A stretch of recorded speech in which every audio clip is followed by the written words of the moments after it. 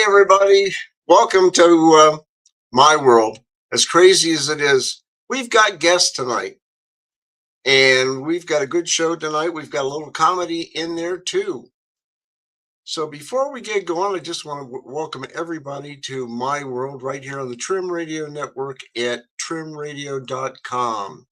And I'll tell you what, we've got some new shows that are out there. And of course, my world is every Wednesday live at 8 p.m. So you want to check us out, okay? Before we get going, I have to do a disclaimer, because if I don't do the disclaimer, well, the big boss might be a little grumpy. So nothing in this show should be considered legal, medical, financial, or investment advice. Take what we say with a big grain of salt, and always do your own research and due diligence. We're not responsible for and expressly disclaim all liability for damages of any kind arising out of use, reference to, or reliance on any information contained in this broadcast. Any persons or characters mentioned are, for the most part, fictional or as close to it as we can get. So sit back, relax, get your beverages out, and get your snacks out, because, hey, we've got a good show for you tonight. Oh, hey, tell your friends about us, too. We're on live every Wednesday at 8 p.m. Wow, what a week. Before we really get going into the show, our weather report is really nasty for tomorrow, which will be Thursday. And I wanted to go through a few things tonight, just a little bit on tornado safety, also with hail safety, because the hail that we're going to get could go any place between a quarter of an inch beyond golf ball size hail, the way that they're talking right now. And it's a serious matter. Not only would your car get damaged, your roof would get damaged. You could even have broken windows if the golf ball size hailstones come down. So you want to be listening to the latest weather report. I don't care if you do Channel 2, Channel 7 on TV, or you listen to the National Weather Service. That's always a good one on the web. Personally, I take a look at something called Wonderground, weatherunderground.com, and you can see the progression of the storms over radar. It's great. It really is. So you want to check that out. There's also another one called Max Velocity, and he does his show on YouTube, and he's a very good weatherman. He's out of Florida, but he covers the whole United States, and he does several updates a day, and he's very good. So that's Max Velocity, Velocity. Okay. All right. Well, let's see what we've got here, because I've got to talk about the Trim Radio Network, or the big boss would get excited. Well, not really. Maybe peeved a little. I don't know. Anyhow, let's see what we've got here. Well, it jumped to the wrong page. The Trim Radio Network, we've got a nice group of shows that's out there, and the people responsible, our Brain Trust, the Fab Four. We've got Michael Bayhouse, who's the founder and CEO. We've got Rascala Stefan, the Chief Operating Officer. He's responsible for the day-to-day operations, and he's a computer guru. And then I guess I'm the Chief Relationship Officer, and I still haven't figured that one out. And we've got Victoria Smith, who's the Chief Marketing Officer. She's responsible for all the marketing activities and brand development and audience growth and creator acquisition strategies. She's the marketing person. If you're a club or business or fraternity or sorority, grade school, high school, I don't care, she is very good at marketing, and you need to watch her show, because she has a show here too. Speaking of shows, we have Money and Change, and that's every Sunday at 7 p.m. And those shows are live, as are most of our shows. But if I have to play a concert, and I have 6 of them scheduled this year, I'll have to have encore edition, as Rush Limbaugh would call it. It's a replay, and I will put that up on our webpage for Money and Change. But Money and Change is every Sunday night at 7 p.m. We talk about how to save money, uh, what's going on in the world of finance, what's going on in food expenses. Food's going to get expensive. And I just heard that the post office is going to raise their mailing rates for packages 8%. So you want to check that one out. And that's supposed to happen, I believe, April 1st. Great April Fool's Day present, isn't it? Okay, we've also got good old Michael Bejas, the boss. We have him doing Life Walk with Christ God. He's every Wednesday at 7 p.m., followed by My World, Live, Laugh, and Whatever. And that's at Wednesdays at 8. Then we have Victoria Smith's Natural Marketer podcast. She's every Thursday, so you want to check her out. We also have Michael Bejas with Offsides, College Football, Top 25, and Friends, because he has other people on his show. And we have Positude Podcast. That's every Friday at 8 p.m. We have Adventure Awaits Around the Bend, Saturday at 1 p.m. We have Ranch It Up with Tigger and Beck at 1:30 in the afternoon. And then in the evening, we have Rascala's Red Pill reality show, and he has different guests on every week. And he does a fantastic show. It's from 9 p.m. until midnight. And I've been on the show a couple of times. We had some fun on the show, but we also had some serious topics too. So you want to check him out. Rascala's Red Pill reality show. And I've known Rascala and Michael for quite a while. And of course, we've got 3 blanks here, but we filled 2, and they have to update these. The next one's going to be Revelation with Peter Kling, and that's going to be on Thursdays. And then we have Let's Talk About It with Dora Sherry. And I've known Dora for quite a while, and she's doing her own show. And so that will be on Tuesdays. I believe that's in the afternoon. And we still have a vacant space. So if you want to do your own show, hey, all you have to do is just let us know.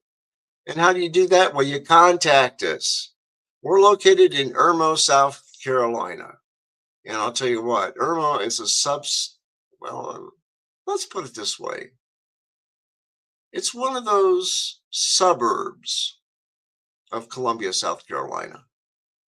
And Michael Bejas controls everything from Irmo, South Carolina.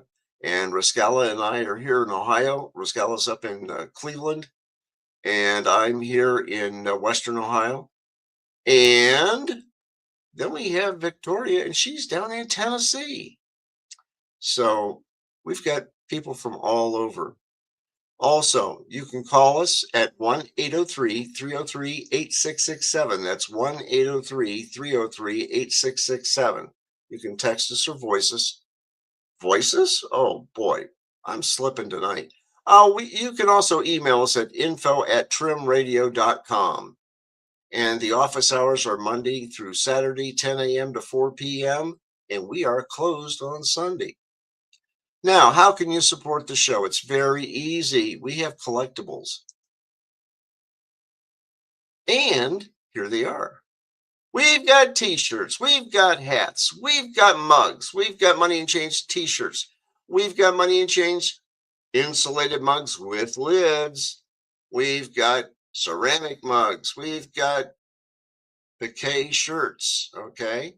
Those are neat shirts. We've got the regular t-shirts, Offsides, College 25, and page 2. What do we got? Let's see what they have. Kids t-shirts. We've got black glossy mugs. We've got Rascala's Red Pill reality show mug. We've got Red Pill reality t-shirts. We have the round mouse pads. And you can't corner a round mouse. I didn't say that right, did I? It's one of those nights. Did you bring your beverage? I believe one of the guests tonight has his beverage. I hope you all have it. I hope it's a nice beverage. This is water. with all the stuff I have to take due to allergies, and it's springtime, I have to drink a lot of water. Anyhow, Trim Creators Dad's Hat. We have beanies, we have ornaments, we have AirPod cases. You buy the AirPods and you put them in our cases after you buy them. Okay. So we have those. And you can either buy the merchandise or buy the merch, as Michael says, or you can advertise, and we have very good advertising rates, very good rates. And you can also donate. It's your choice. And the money that we get goes into airtime because airtime is not cheap. And so we have to pay for our airtime in order for everything to go out all over the world. Our shows go all over the world.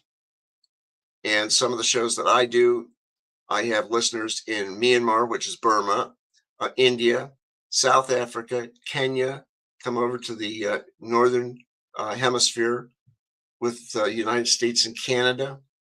And I have some people in Europe. So it's interesting.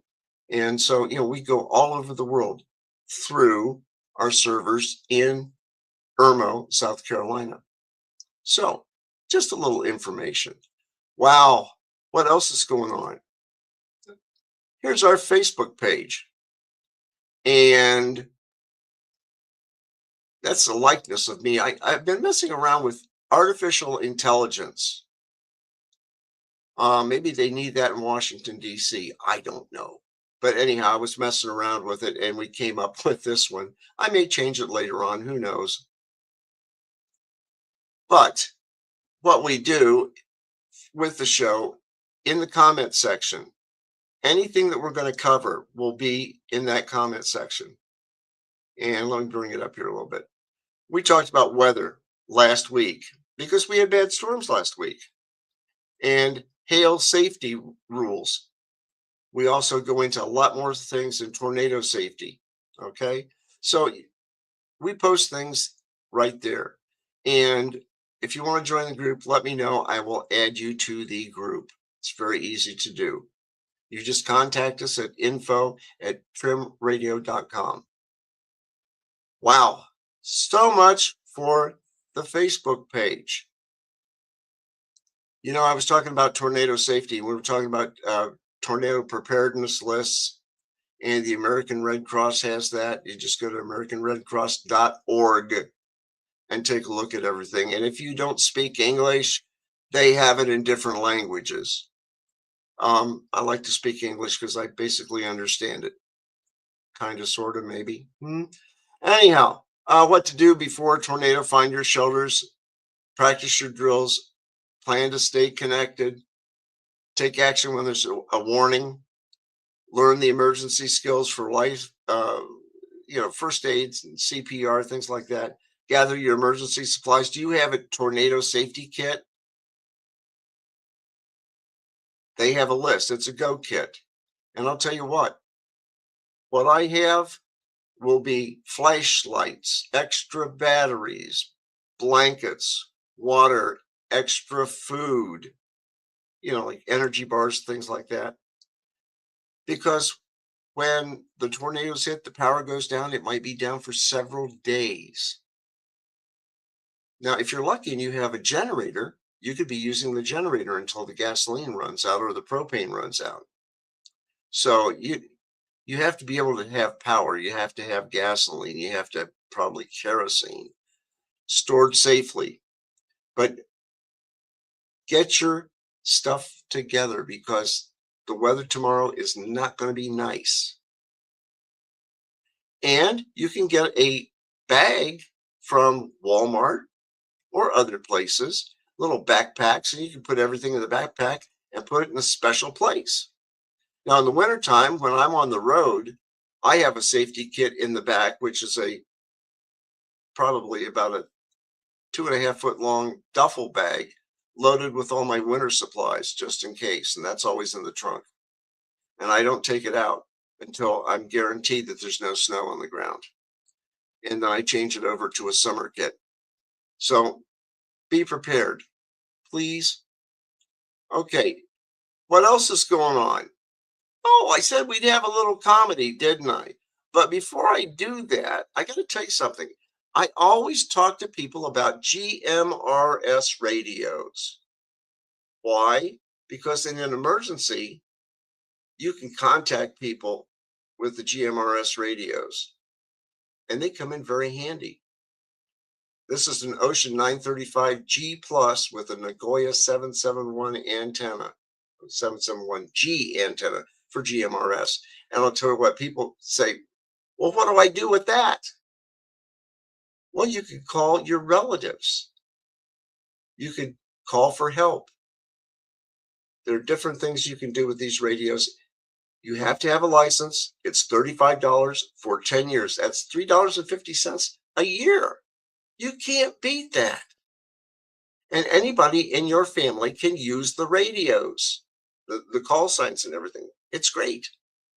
Matter of fact, I was on with somebody today, and they were a newbie. You know what those are? You know, people that just get their radios, they don't know what they're basically doing, so they get on Facebook and ask for suggestions. And she said, well, I want to get a hold of the Dayton, Ohio repeater. How do I do it? So I sent her the frequency for it. And hopefully she can get that programmed into her radio. But I can sit here where I am, and I can talk to a repeater in Dayton, Ohio, 35 miles away. And from that repeater, I can go out another 90 miles. I've talked to people on the other side of Columbus. I've talked to people in Indiana, Southern Ohio, and I can get up to probably about Lima, Ohio, going to different repeaters. It's a fun hobby, but in an emergency, it's great for communication. And you won't get these radios at Wally World, better known as Walmart, or Costco.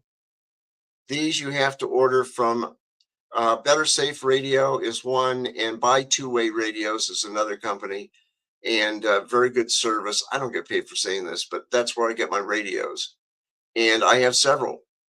Why? Because in an emergency, if I have to set up some type of a network in our block or in our area, I can loan those radios out, and hopefully I get them back. They're very good radios, so check them out. GMRS radios.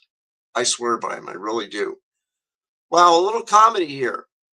Emma, let's see what Emma's going to say today. When the teacher says your baby talks too much, you've been saying it for years. You need to say, we're working on it at home, even if you ain't. That's just good manners. Don't act shocked when your kid's the problem. You raised it. If you walk in ready to argue, maybe start by asking if your angel even turns in his homework. If you gotta preface every sentence with, well, at home he never. Stop. Just stop. We all know the difference between a spirited child and a disrespectful one. Yours is the second one. If your kid's been almost passing for the last 4 months, they're failing. Stop saying almost. That he's just borderline only works if he's also brilliant. He ain't. Don't ask the teacher for extra credit if your kid hadn't even done the regular credit. You can't expect accountability from a kid you still cut grapes for. If your kid's the reason she's on anxiety meds, you should bring her a gift. And the louder your kid is, the nicer the gift should be. That's just Southern math. Yep. I've got one other one, and this is a good one. I saw this one today, and I just laughed. And this is artificial intelligence, something that I guess they need in Washington, D.C. Well, actually, they need really good intelligence in Washington, D.C., but I won't go there. Anyhow, listen to this one. Look, I got some bad news. I think we need to call it quits, and I want a divorce. Did you hear what I said? Yes, I'm waiting on the bad news.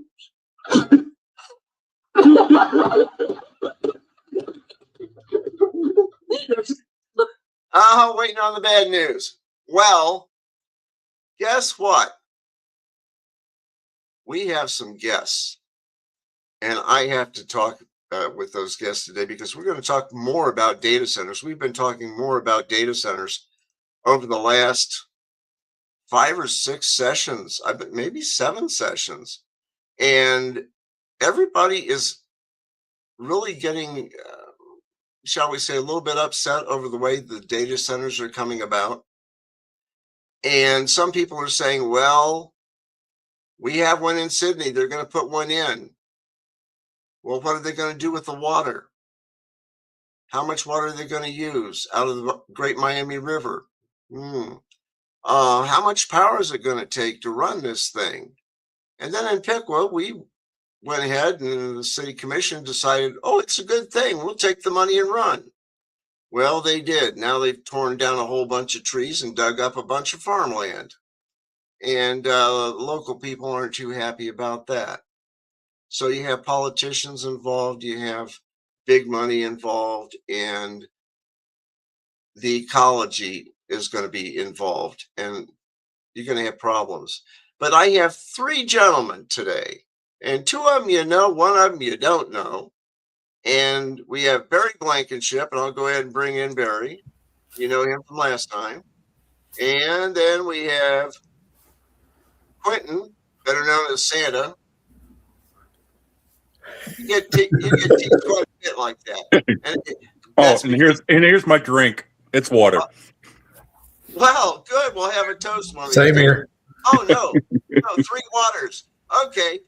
And we have our guest from Hilliard, Ohio, which is Paul Lambert. And here's Paul. Hi, good evening. And we have a lot of things in common. It's called data centers.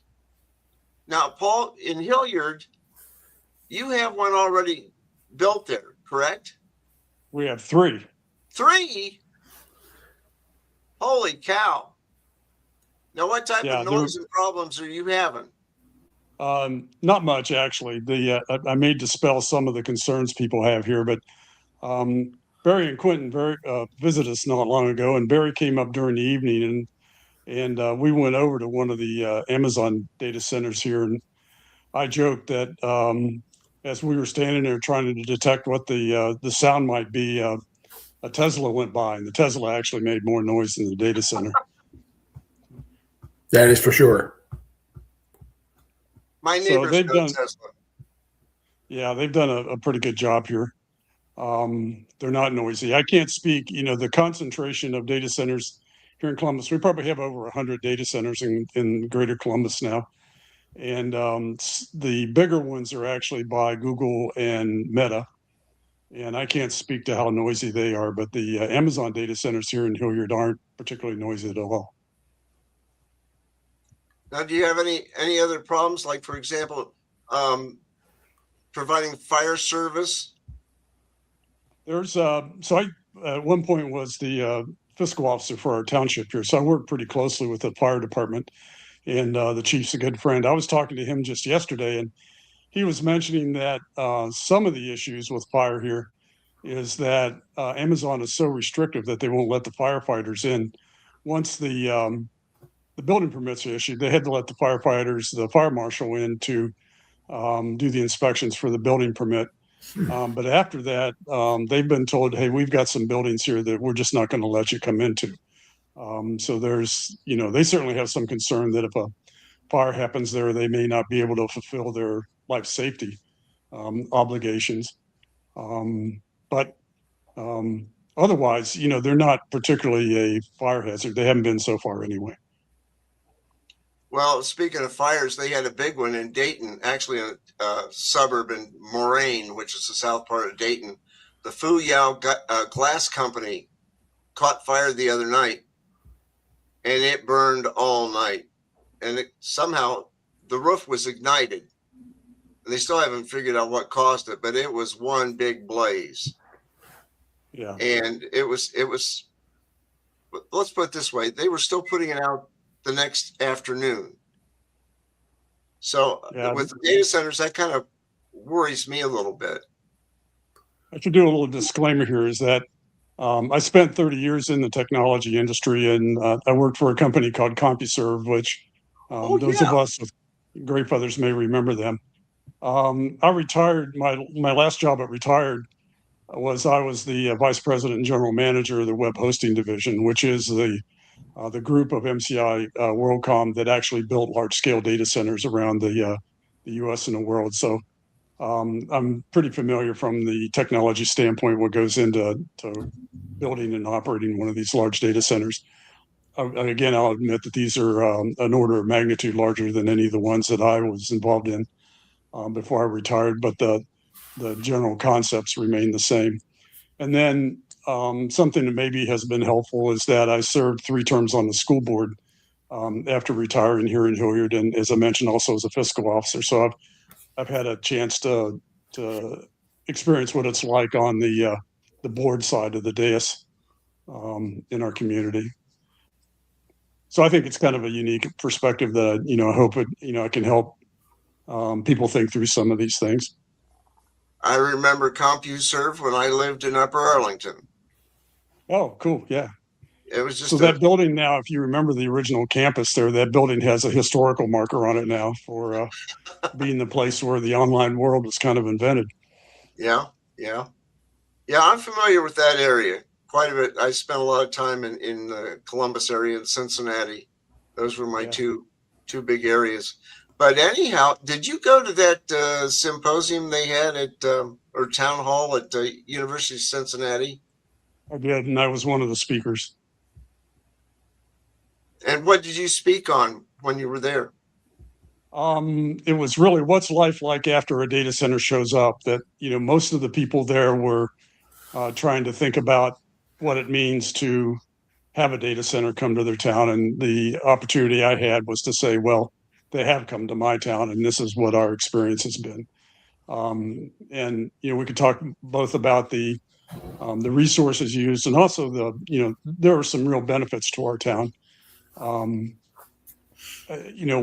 part of the what I said is when these guys go out looking for site selection, something again that I did in my career, you have a few key criteria.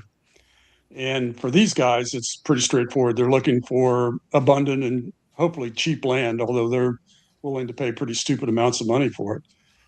They need abundant power. Used to be the telecommunications was important. For AI data centers, that's not as important.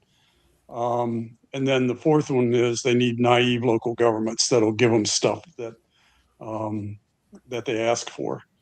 And so part of my pitch in Cincinnati was don't be afraid to ask them for a lot. I had a boss once who said, you keep negotiating until nobody's smiling. And I think too often the data center guys walk out with a big grin on their face. And we need to be not afraid to ask them for stuff until they quit grinning. And it can be a lot of money. I said, ask for fire trucks, ask for 10 school buses, ask them to build you a new high school. Make sure you get them to actually contribute and not expect that it's going to come through income taxes, because there's just simply not enough employees to do that. You have to ask them, and there's nothing that's off the table. As long as it's not illegal, ask them for anything you want. Well, I'll tell you what, here in Pickwood, they had non-disclosure agreements, and the NDAs were, every time they would ask, well, who's coming in, or what's going to happen with land and so forth, they wouldn't say anything. Yeah, and the city commission was that way.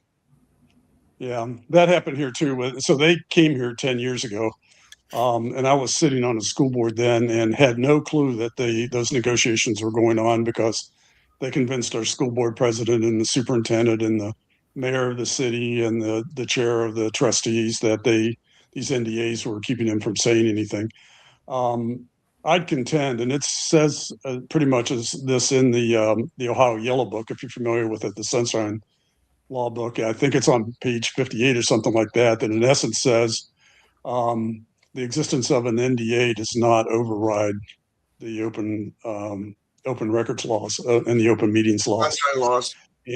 And so I think these data center operators have people scared into what the NDAs may mean, but I really wish we had, or I hope somebody going forward brings a court case and gets an explicit judgment that says these NDAs are already illegal under Ohio law. Oh, let's see, Barry. I think we were kind of chatting a little bit about temporary restraining orders. Yeah, we were talking about that a little bit earlier. That's what Wilmington is going through right now. So Clinton would know more about that than I do. I was just going off what I read from Jessica Sharp's page. So hopefully Yeah, it I works can for them. I can talk about that just briefly. What happened is the Planning Commission popped a special meeting on the data center site review plan 2 days ago, and not enough time for the public to review what they're presenting. And they put on the agenda that no public comment would be accepted. And they had one of the agenda items was to take action. So Jessica worked with the attorney that she's working with on some other issues, and they put together a motion for a TRO and filed it this morning at court at 8 a.m. So when the courthouse opened, it was filed. They reached a mediated solution with the city of Wilmington, where the city of Wilmington agreed not to vote on anything at the planning commission. And that meeting was over probably about 3 hours ago. I didn't attend, but I'm going to watch the video here lately. And it goes back to what you were just talking about, the NDAs. There was a lot of, we don't know, we don't anticipate, we can't tell you comments there. And that's some of the stuff I've been talking about this week. If it's such a good deal, why can't you tell us? Well, We get that's some of right. those. Go ahead, You know, Barry. sunshine law only has, there's only a certain set of circumstances where you have to keep stuff confidential, in an executive session, for example. And one of those has to do with trade secrets, but it's hard to make the argument that the financial negotiations between the two parties is a trade secret. They try to blend it into the NDA and say, we're going to be telling you secret stuff, and that's true, and it's reasonable for that stuff to be kept confidential, but not the financial arrangements. Well, and I think Paul's touched on some good points right there. There would be things like the particular chemicals that you're using to treat the water with that you're going to be using for the cooling systems. I happen to have used to work for Ecolab. Ecolab makes and sells those things. So you can go out to the internet and find out. Ecolab does tweak them for the specific customers and the water conditions that they are in. But there's things like that. How much water are they going to need to cool the plant? I would say that would probably be a trade secret, but they have to disclose enough information so the city can plan. Yeah, that's absolutely true. We weren't disclosed hardly anything because everything here was supposedly done because of executive session. We kept trying to ask about the project. We kept trying to ask different things about health, safety, environmental impacts. We can't discuss those. That's all executive session. So they really held all their information close, didn't disclose any to us. We went through records request acts.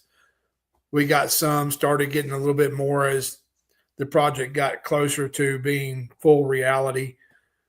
But I know there's a bill coming through the House to try to end all NDAs. I don't think that solves the problem for a lot of our communities.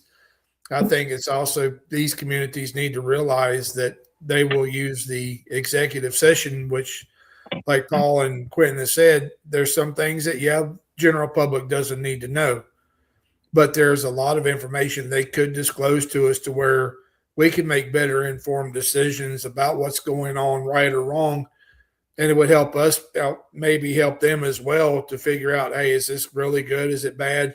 We might want to do this instead of what you're doing there, to where we can help these city councils and city managers out instead of them trying to do it on their own. What really pisses me off about the NDAs, I had a whistleblower tell me that NDAs were being prepared and signed year before last, it was last year, in like May of 2025. And so I put in a public record request for a copy of the NDAs. About 3 months later, I get a note back said, we can't find anything because we don't file by NDA. They just flat lied to me. Flat lied to me. And I'm still waiting on at least 2 NDAs. One's for the mayor and one's for a council member. But what's interesting is they went through and made all these adjustments to the zoning code.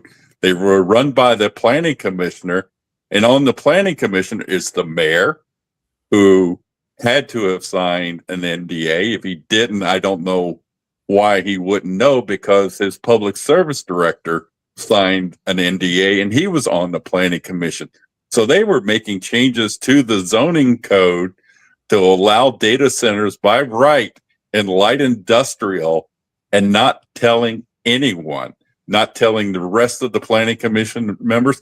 And that's just flat wrong. It is just flat wrong. One of the things I have noticed in the NDAs that were signed by them under Ohio ORC, all agreements are supposed to be reviewed as to form by the city's law director. Wilmington does not have a law director right now. Now, they have an assistant law director, but there is no review as to form. So my contention, if I wanted to push it, would be all those NDAs are invalid. They don't meet Ohio state law. Well, and I'll tell you what, here in Piqua, everything had been kept silent. And they said, well, we have a non-disclosure agreement. We can't tell you. We can't tell you. And then they turn around and they're going to have a emergency vote legislation on a data center. There wasn't any emergency, but the legal staff, from what I heard from the company that was trying to acquire the land, said, well, you can go ahead and do an emergency legislation. Well, they went ahead and did it with very little public discussion because it was done so quickly. And then the questions came afterwards, and the commissioners that were on the commission at the time that this was voted on, the mayor is no longer mayor. His term was up. And one other commission member left. And there's still a lot of touchy feelings around here about what was going on with the commission. So much more that the citizens went before the commission. This, I believe, it was this last Tuesday or the Tuesday the prior week, and they were kind of presenting a list of things that they would like to see happen, as far as not only with the commission, but how things are done. And wouldn't you know it, the city manager decides to up and retire. He says, I've had 35 years and I'm going to retire. I wonder what kind of mess he's got us into. So we have to figure out what's going on, and we're stuck because we're going to have a data center. Matter of fact, we'll have 2 of them. And the city of Piqua will supply the power for the construction, and then they will switch over to AES to provide all the power, because Piqua's on its own power system. And then the water comes in from the Piqua plant, which can do $2 million, yeah, 2 million gallons a day, no problem, because the capacity is 6 million gallons a day. And we could turn around and supply Sydney with their water if we wanted to. And at one point they were talking about it. All we had to do was just acquire another piece of land for basically a lake is what they were going to pick up, a small lake to supply supplemental water. But then once Piqua supplies the water to the data center has to have it treated so it comes back to the city of Piqua and goes through their treatment plant before being discharged in the Great Miami River. So that's going to be interesting. And especially when Sydney up to the north they said they were going to take theirs out of groundwater. Now, I don't know how that's going to work out. But if they do that, then what's that going to do to the farmland around there, taking out, let's say, 2 to 3 million gallons a day out of the ground aquifer? And in this area, we have a lot of aquifer. And it's amazing the size of the aquifer that we've got, because, I mean, it goes practically to Bell Fountain, Ohio. And then it goes almost to Indiana, and then it goes down towards Dayton, just north of Dayton is where it basically stops. But Sydney's going to have a mess, because they're going to have to discharge somewhere the waste. I don't know, what do you call it? Effluent? Effluent. Yeah, the wastewater. And so I don't know if the Sydney plant can even treat it. So they're talking up there. They've had a lot of meetings and stuff, and it's gonna be interesting what happens in Sydney, and if they're using water eventually out of that aquifer, and Pick was taking water out of our lakes that we've got, plus the river. What's going to happen to Troy to the south, Vandalia, Tip City, and down to Dayton when you're taking all this water out? I saw an article the other day. I just saw the headline and read briefly first few paragraphs, and it talked about Columbus is sinking because of all the groundwater that's being withdrawn from the aquifers there for the data center. Excuse me. One of the ideas that came out of the symposium on Saturday was the idea of recycling the water. So I had written something up today about doing that, and I've certainly seen it done in other communities as well. You know, not for data centers, but just for the wastewater that comes in, you treat it, and it was used for the landscape around the city. You know, they call it putting in purple pipe, because recycled water goes into purple pipe is separated from the potable water. And this was out in California where I saw this happening, because water's a big deal out in California. There's a perpetual shortage, it seems. So you look for as many ways as you can to reduce and recycle. It's that way in Florida. Yes. Because in Clearwater, they had recycling stations, and then you would see the purple pipe, and it was all up and down the beach, and they had to recycle their water, because in that area, you know, I thought Clearwater Beach wouldn't be too bad of a town, maybe 500,000 or something like that. And they say, well, it's about 1.5 million just for Clearwater. And then you have all the stuff up and down the beaches, and you're thinking, how can they have that many people? Well, all of the high rises is part of the reasoning, right?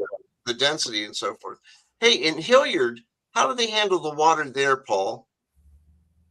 So something worth talking about is that there's really two generations of data centers out there. That when Amazon first came here, they were building 10 years ago, they were building their first generation of data centers. And by first generation, I mean that the applications running in those data centers were things like Netflix and eBay and,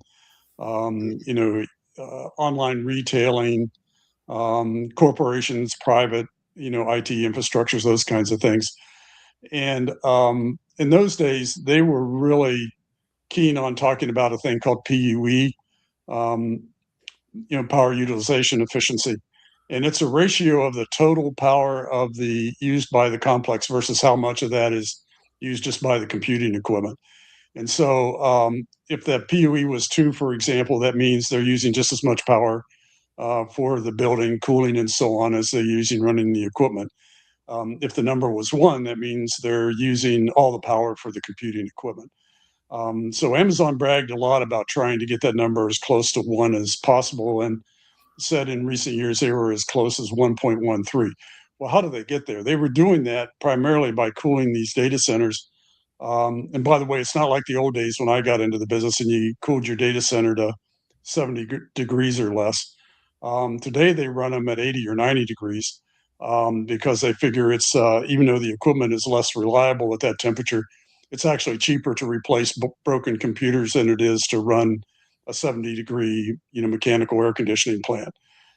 So they use these things called swamp coolers, evaporative cooling, where they evaporate the water in large volumes. So when they built the first data center in Hilliard, they also had installed the largest single water line that we have in Hilliard run to that plant. And I couldn't guess what the number is. My guess is they evaporate a lot of water out of that facility.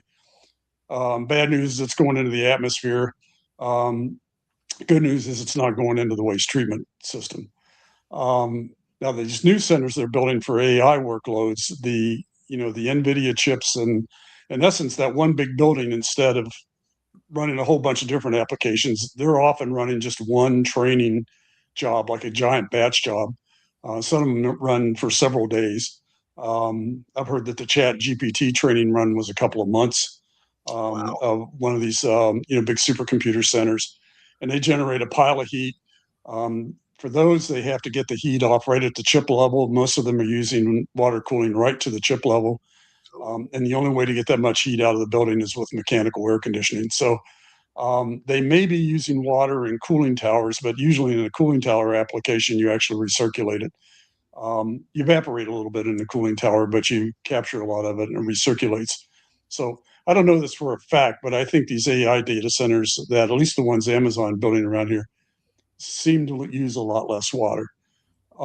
Every data center builder is a little different. Some may use more evaporative cooling. Some may use open loop cooling, where cold water in from the outside and they dump hot water out, or they may pre-cool the water in a cooling tower or whatever.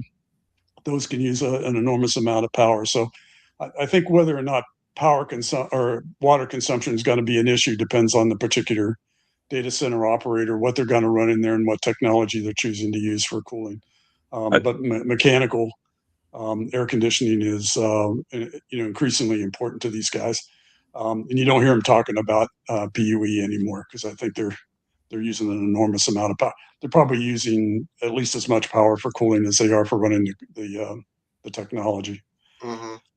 Paul, on Saturday, I can't remember if it was Ben or Prescott who mentioned it, says even if the local data center is not using a lot of water is still being used because of the electrical generation that has to happen if they're not using the water cooling or the evaporation. Yeah, I thought that was a really important point. Yeah. With Not water, always true, right? Because we've got one of the largest data centers here in the region is Meta, and they're even building a larger one that they call Prometheus.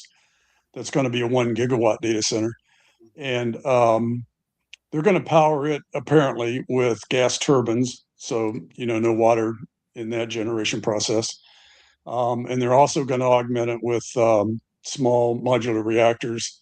You may have heard the story that they're going to start putting these things in down at Piketon, where the gaseous diffusion plant used to be.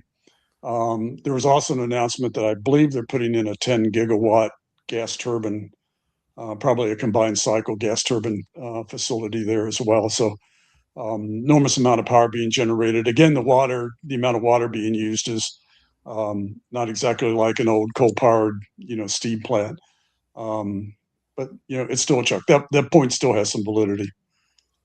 I know about a lot of things with Piketon, because I used to work for the state, and in our division they wanted to have vending machines at Piketon, and they wanted a food service down there. Well, through our business enterprise program with visually impaired individuals who run the facilities, we went down to take a look at it.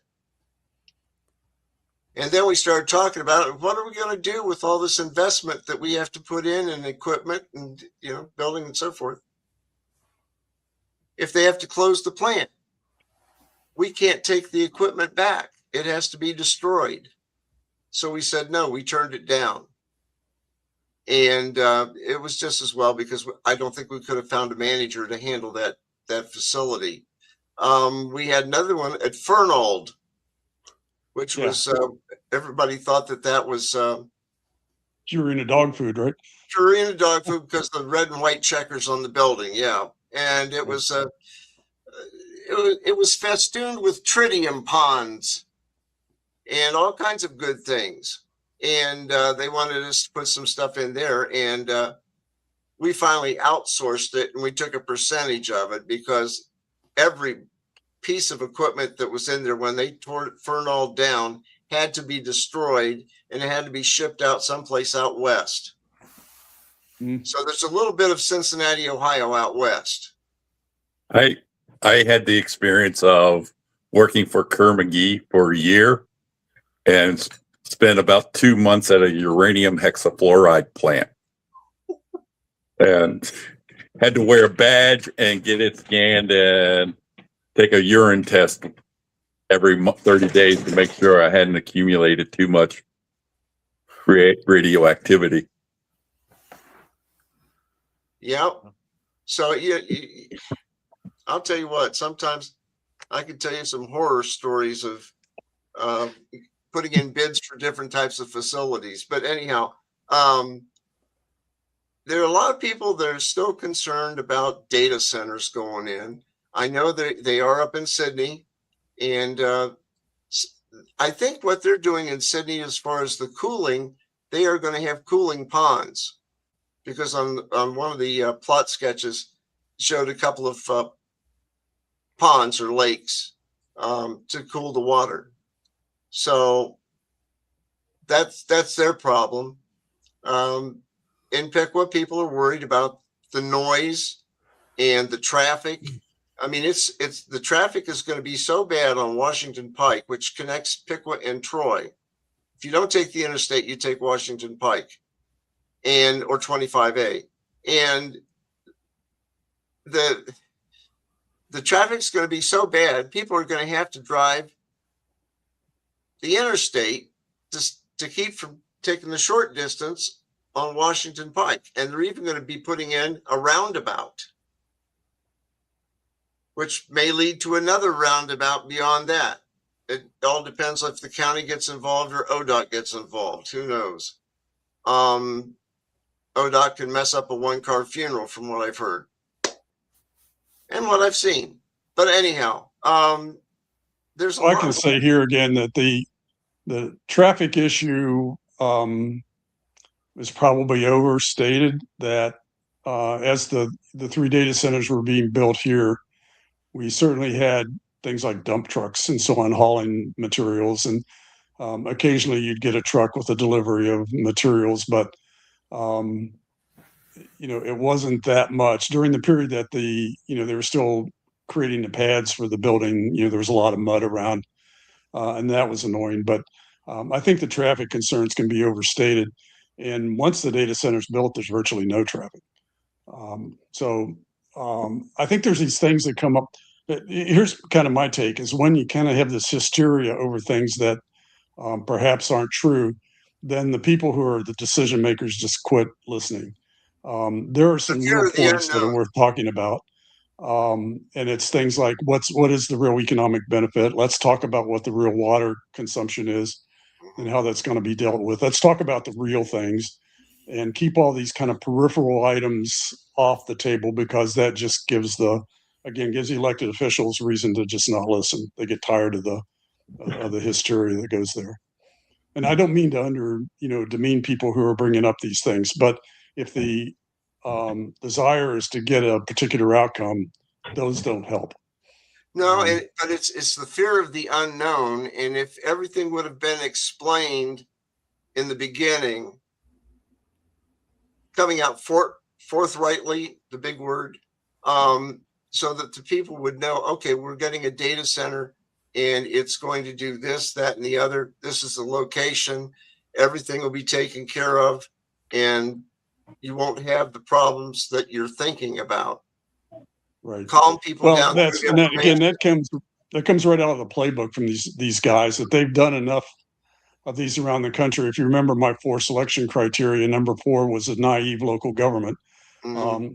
So they're counting on that. They're counting on being able to scare these guys or to entice them with some big dollar figures.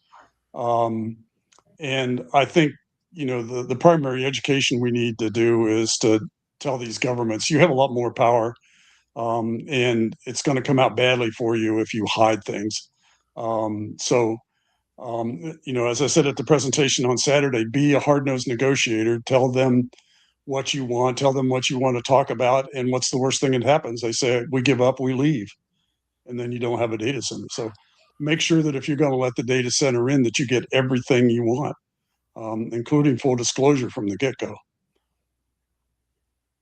I had planned to be in Cincinnati for that meeting. And we had a reconsecration of the Sydney Masonic Temple. And as an officer in that temple, I had to be there. And I couldn't get out of it. And I thought, okay, if I plan this right and it starts at 9 o'clock and we're out at a certain time, I can be down there by 1 o'clock. Wrong. It went over and over. So there's no way I could have made that meeting. And I probably would have missed half of it. So Yeah. I'm sorry I missed that one. I missed Paul's talk because I had to duck out for a memorial service. I'll send it to you on video. All right. Thanks, Barry. I've seen some of it, and I think I even posted it on our My Piqua page. So it looked like a good symposium. And I'll tell you what, when I worked with the state, I had all of Cincinnati, the University of Cincinnati, including the branch campuses, for any vending or food service operations except the big major cafeterias. And I'm very familiar with Zimmer Hall because I had to put a large vending bank there for the students.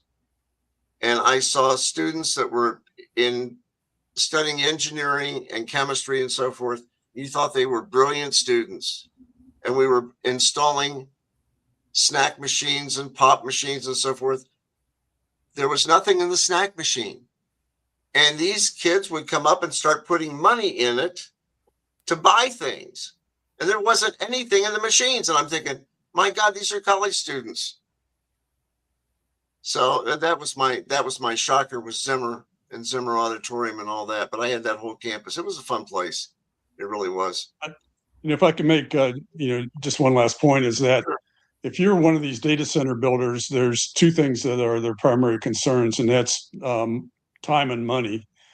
And of the two, the time is the most important one. They've got all kinds of money, but they don't have time.